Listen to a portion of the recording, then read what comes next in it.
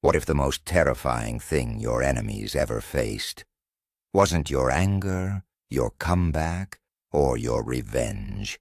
What if it was simply you walking away, not with rage, not with threats, not with a single word, just silence? And in that silence, something woke up, something that doesn't need a name, doesn't need a face, something that doesn't care about drama, about clout, about who said what in a group chat. It only knows one thing. You were never supposed to be touched, and now it's cleaning house.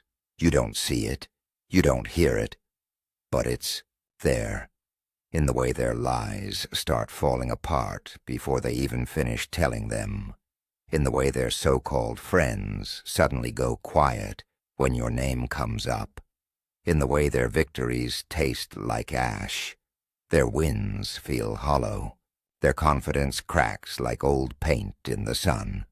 They thought they won. They toasted to it, laughed in private rooms, said things like, "We broke them, they're done." But here's the thing about silence. It doesn't mean defeat sometimes. Silence is the breath before the storm, and you weren't broken.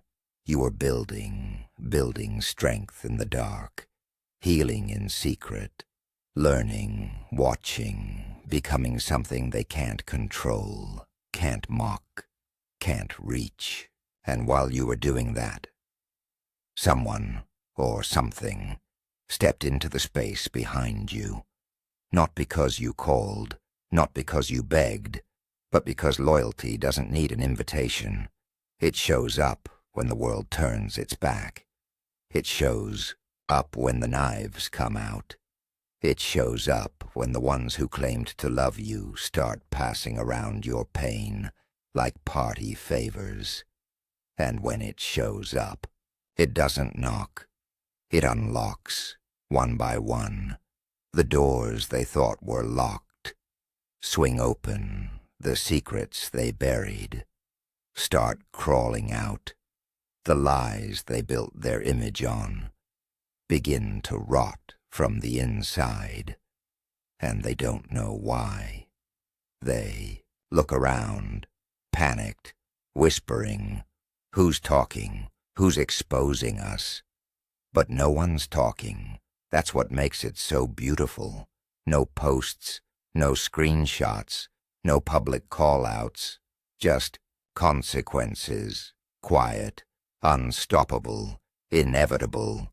They'll lose friends who won't say why. They'll miss opportunities with no explanation. They'll walk into rooms and feel the temperature drop. Not because you're there, but because your absence now carries weight. You're not even in the same city, and still their stomach drops when your name floats into a conversation. Why? Because guilt doesn't lie down.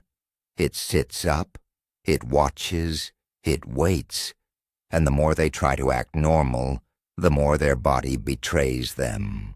The shaky hands, the dry mouth, the sudden silence when someone asks, "Hey, whatever happened to them?" They freeze, because deep down, they know the universe doesn't forget. They know you don't have to fight dirty, because someone else already grabbed the shovel and started digging their grave. And the best part, you didn't even know it was happening while you were healing, while you were learning to sleep through the night again, while you were finally starting to believe you mattered.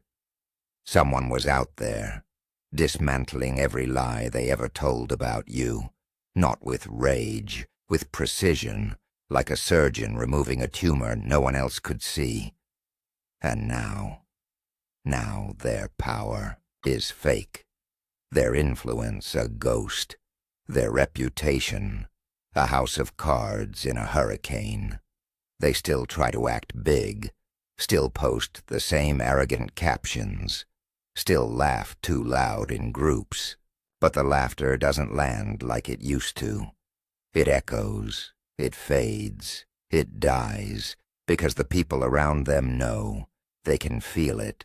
The shift, the imbalance, the quiet justice moving through the air like a current. And they don't want to be near it when it finally hits. So they peel off, one by one. The allies vanish.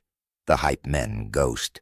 The loyalists suddenly get busy, and the betrayers are left standing there, confused, asking, why is this happening? But they already know. They know what they did. They know the screenshots they faked, the rumors they started, the way they twisted your words, your pain, your story, into entertainment for their circle. And now the same circle won't look them in the eye, because betrayal has a stench, and once it's on you, it doesn't wash off.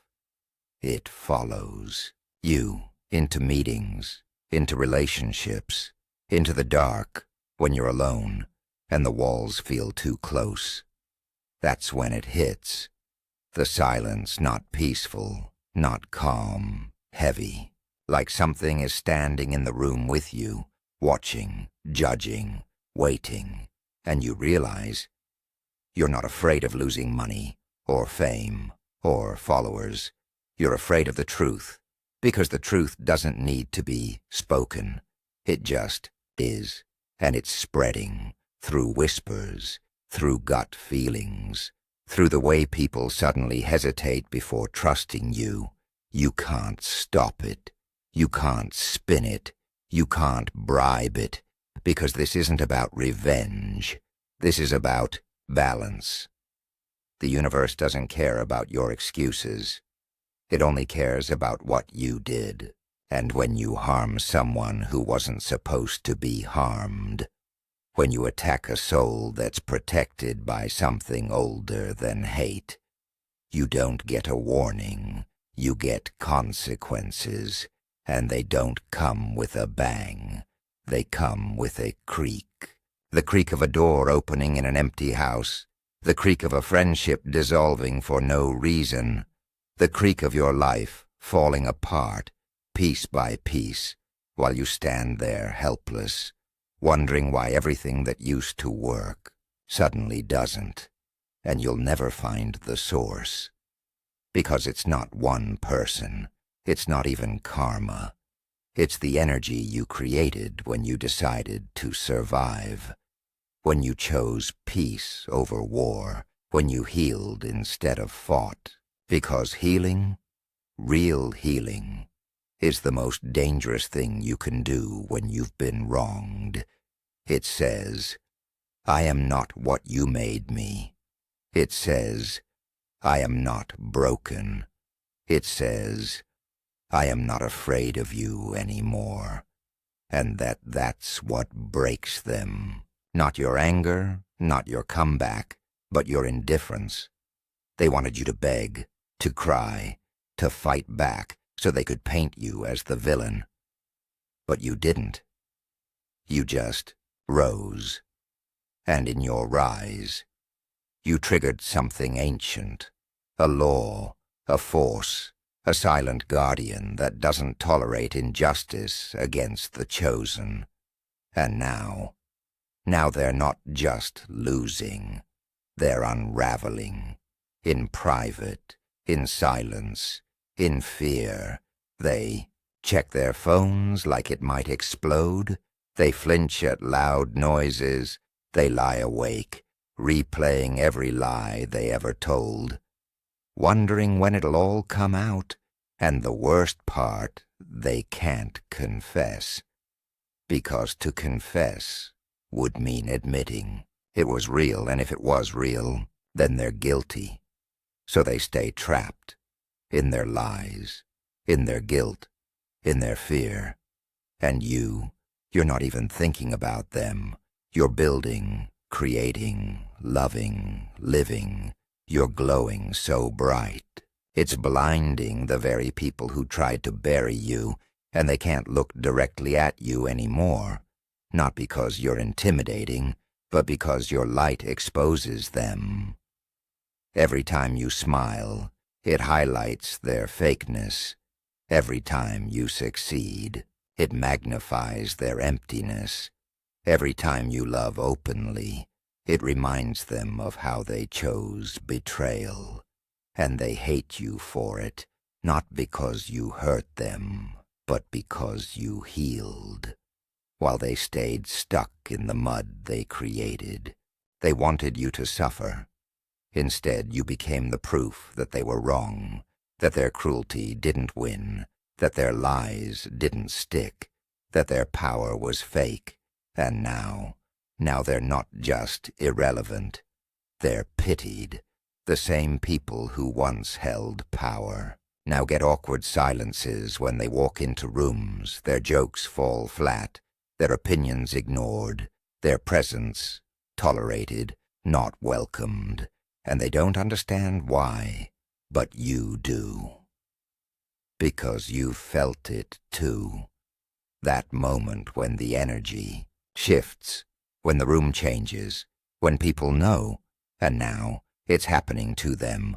And the best part, you didn't have to do anything. You didn't have to expose them. You didn't have to fight. You just had to keep going. Because sometimes the most powerful thing you can do is survive and thrive and rise and let the universe handle the rest. So keep walking, keep healing, keep glowing. Let them feel the weight of what they did. Let them choke on the silence they thought was your defeat. Because that silence, that was the calm before their storm. And it's already here. It's in the way their hands shake, the way their lies collapse, the way their world shrinks. They thought they were playing a game, but they weren't. They were digging their own grave. And you were the seed. Now watch what grows.